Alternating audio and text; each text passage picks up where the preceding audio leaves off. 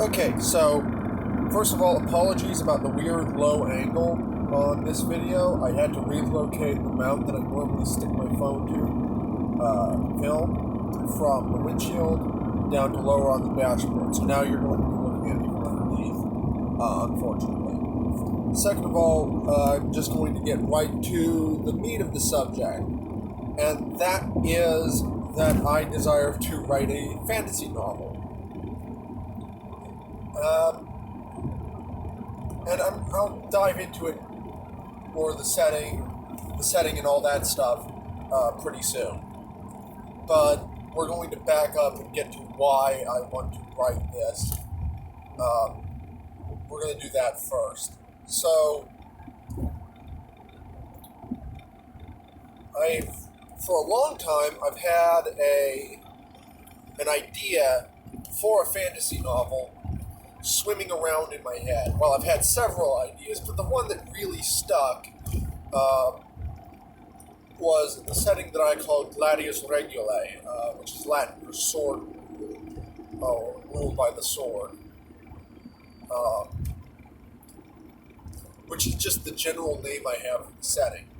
But that one stuck because it allows me to explore certain issues that I want to explore in writing.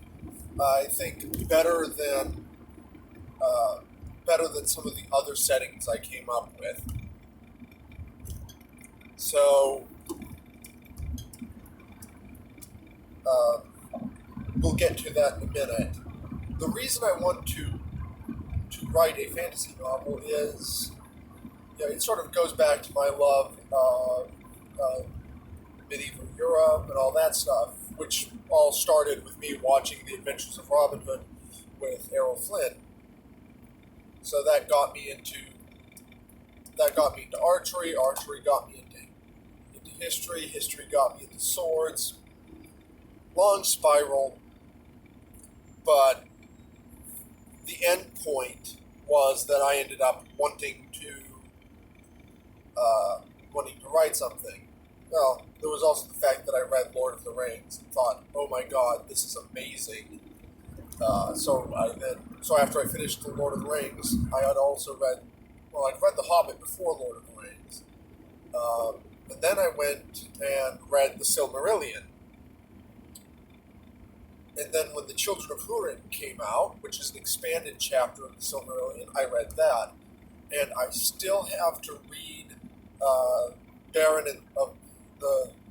and Luthien and The Fall of Gondolin. I have to read those two, and then I'm done with Tolkien's main work, although I still have to get through all the other stuff he ever wrote, which is probably going to take me quite a long time. But, that aside, be that as it may, that inspired while on the one hand, the Robin Hood movie inspired a love of history, Tolkien inspired a love of fantasy, and fantasy in his genre. Although, for my purposes, it would not do to have elves.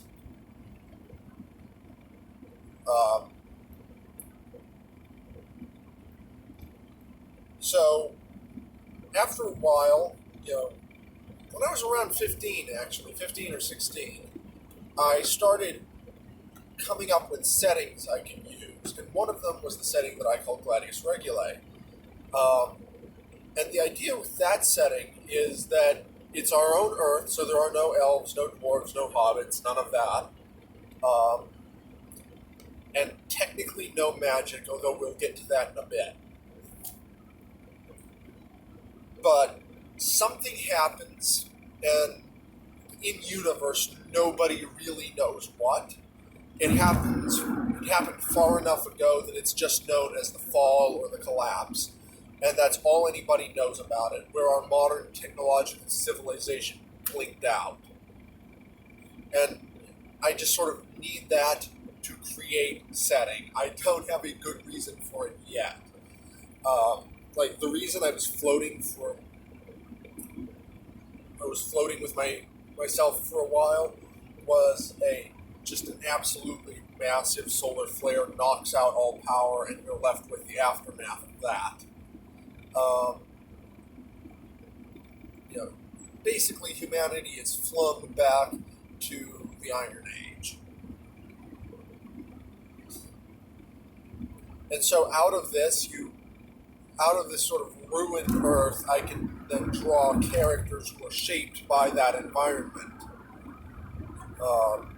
which is sort of why I need it, because the characters I'm creating don't really work as intended in a more normal environment. Even in a more normal medievalist environment, they don't quite work because of just the way that sort of ruined world would affect people.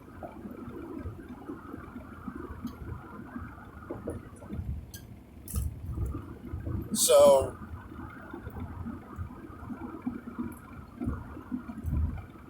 then I said there's technically no magic, at least not at first.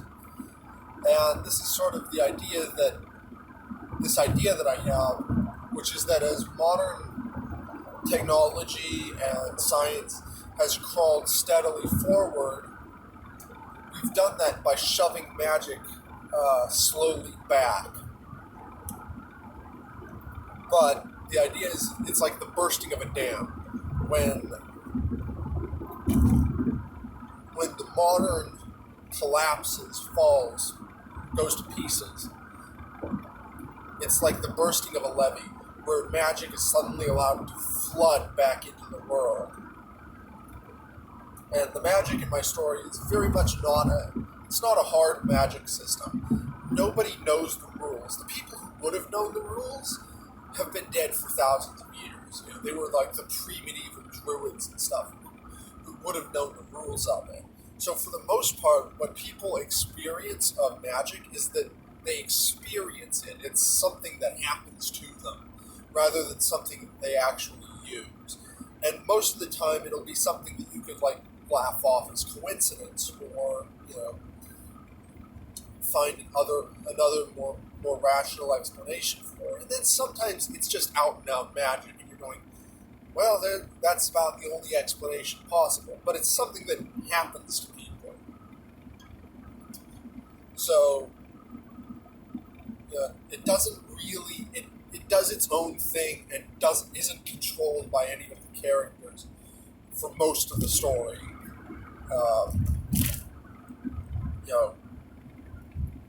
It's a bit like in the old Welsh stories where things kind of just happen. Like in the Mabinogion, I think there's a story where somebody just a bunch of people are in a ship. They've been in a ship for a really, really long time, and they're getting close to shore. And one of them just decides to turn into an otter. No reason. He just turns into an otter and swims away. And you're sort of a lot of times I feel like whoever wrote the Mabinogion was having a real freaky LSD trip or something, ate the wrong magic mushrooms and then just wrote down whatever was going through his head while this was going on. There's a story where a mortal prince and the fairy king switch places and appearances and then spend a year running each other's lands. And the mortal prince who's taking the place of the fairy king has to kill another fairy king. And the way to do this is to strike him a single mortal blow and then leave off. Because if you strike him again, he will return to immediate health. And why is never explained. It doesn't need to be explained. It just sort of happens.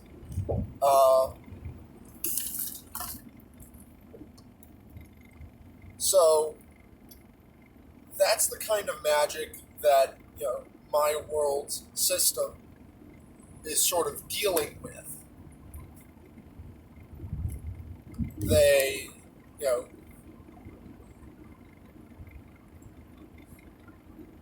it's like you do something and there are knock-on effects but they're not immediately obvious why that's the knock-on effect and not something a little more understandable or relatable. Like the main character rescues a pair of wolves, and then later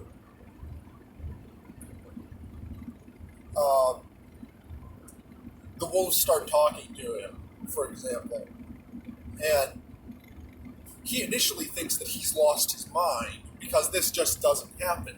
He's still coming from that brief period before magic really starts to take hold back into the world. So when the wolves start talking to him, he thinks, oh my god, I have just totally lost my mind. I'm talking to animals. But as time goes on, he just sort of grows to accept that this is happening. And he doesn't have... It's like, the fact that he rescued the wolves is why they can talk to him. But there's no obvious mechanism for it.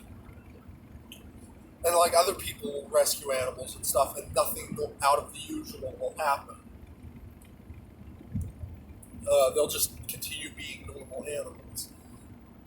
But yeah, there are just moments where magic decides, okay, boom, something's going to happen now.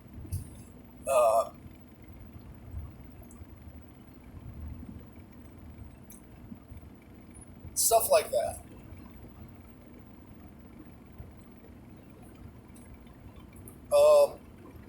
So that's the main idea of the setting, is that as modern technological systems crumble away, the old systems rise up and take their place stronger than ever.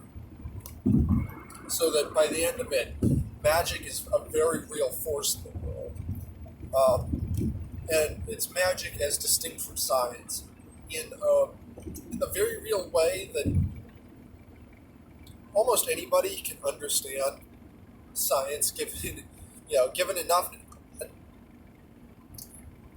aptitude for mathematics and such. You can understand the laws of the normal world, but with with magic, you're just not going to understand. It's just sort of stuff that happens, almost miraculous. I'd like to say that it's sub-miraculous in that it never gets to parting the Red Sea levels. It never... Yes, there are instances where it can be used to do things like heal the sick or stuff like that. But it's just sort of almost a... It's like if you hit a randomizer on normal scientific reality, that's sort of what magic does on a localized basis. And then it works heavily on symbolism as well. So, certain things have so much symbolic significance that they'll warp the world around that symbolism.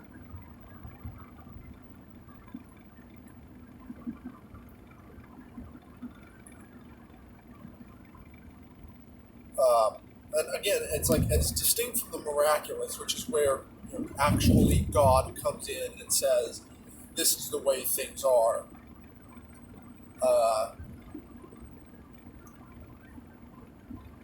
And there's a discernible reason behind the miraculous, I think. Whereas behind magic, it's just sort of this force that nobody understands, nobody can really control. It doesn't attempt to make itself understood. It just does stuff. And there's 3,000 years into this world, there's 3 people who really understand magic. All 3 of them are immortal, and they've been doing nothing but study it for millennia.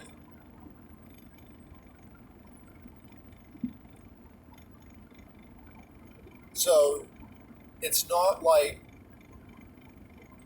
there are things that you can come to understand within a normal lifetime, but the patterns that exist in my magic system only become apparent over extremely long stretches of time. So you'd have to be an historian or immortal to actually start to recognize those patterns and then work with them. So for most people, it'll be a bit like it was in the Middle Ages, where you just sort of, you do stuff that has symbolic significance and hope for the best. Don't go into the woods. There are fairies there. What will they do to you? We have no idea, but it's probably best not to find out. That kind of thing.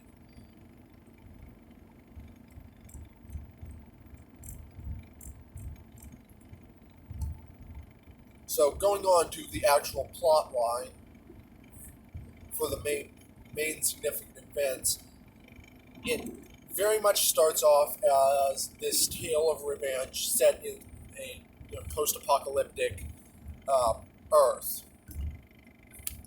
where this guy is traveling with a caravan. He and his family are traveling with this caravan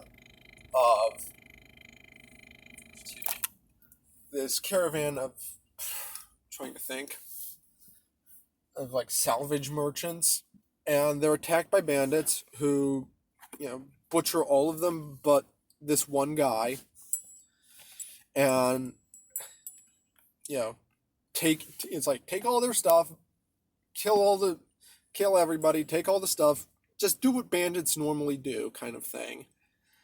And they leave, and ordinarily this is where the main character would just give up, but this guy is a little bit different. He's very persistent, so he swears revenge and goes after them. He manages to catch up with them, tries to kill their main boss, fails, gets himself really badly injured so that his whole face is disfigured, and he turns into a mess of a man. Heals up from that and goes after them again. And his entire thing is just trying to go after this one group of bandits.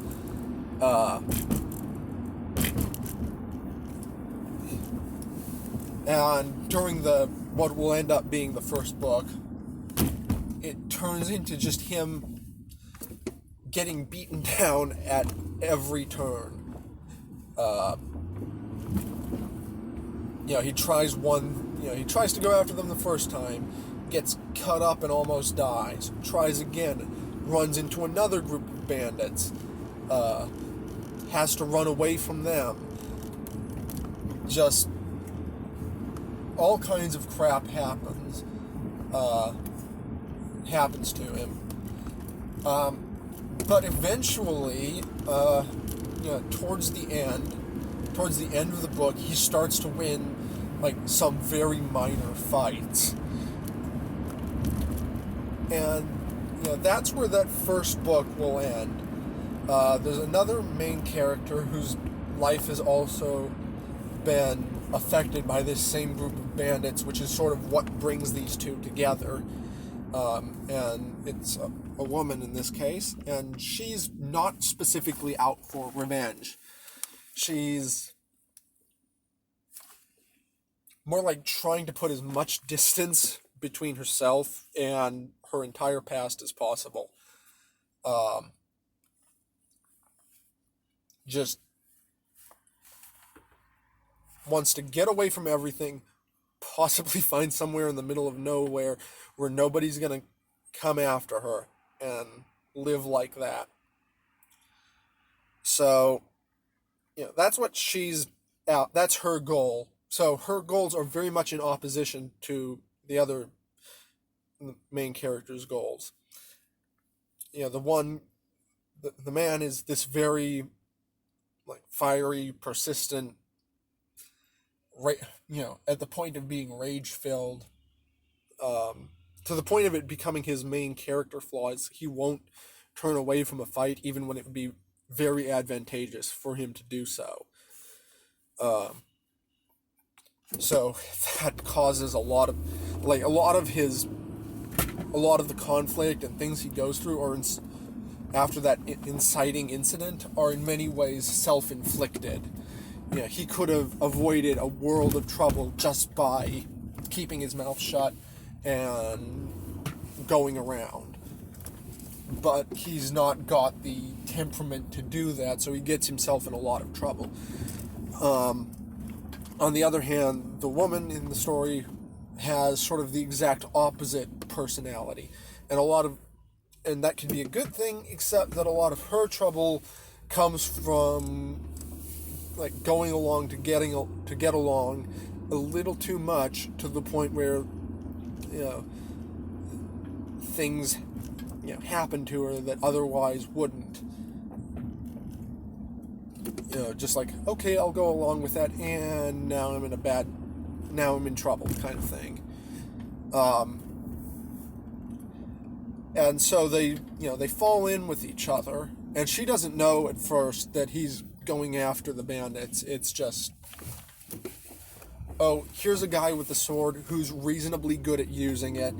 Let's follow along with him until I'm somewhere safe. And it doesn't really dawn on her until later that he's doing the exact opposite of going towards safety. He is actively seeking out trouble. So it's like, it's this sort of, and that creates this very much a clash of personalities between the two of them, where she's like, okay, we've got to go back the other way, and we're going on that way. But it sort of forces them to adjust their outlook. So she becomes more forceful, and he pulls back a bit on the, fight your way through everything mentality, to where he'll actually negotiate his way through a few situations. And that's where he starts to, I wouldn't say so much win fights as avoid having to fight constantly, enough to the point where he can heal up and get rested, and so when he does have to fight, he's not going to get his ass kicked. So that's like the main plot structure of the first book that I'm going to write, and I'm not sure how to go about writing it, insofar as that I'm a very sporadic worker. So what I think I'm going to do is create a Facebook page, and then upload chapters as just a text post on Facebook on this one page, so that every time I write a chapter, it goes up to the page. Now it's visible to the public. This has the potential to go wrong on copyright grounds, I understand, but it seems to me that this might be the best way to go about the initial drafting and review process. It's like, here's the first chapter. Everybody gets to read it, leave suggestions in the comments. What could I do differently? What about this works? What doesn't? Where is my prose going very wrong? Where am I getting something right? That kind of thing.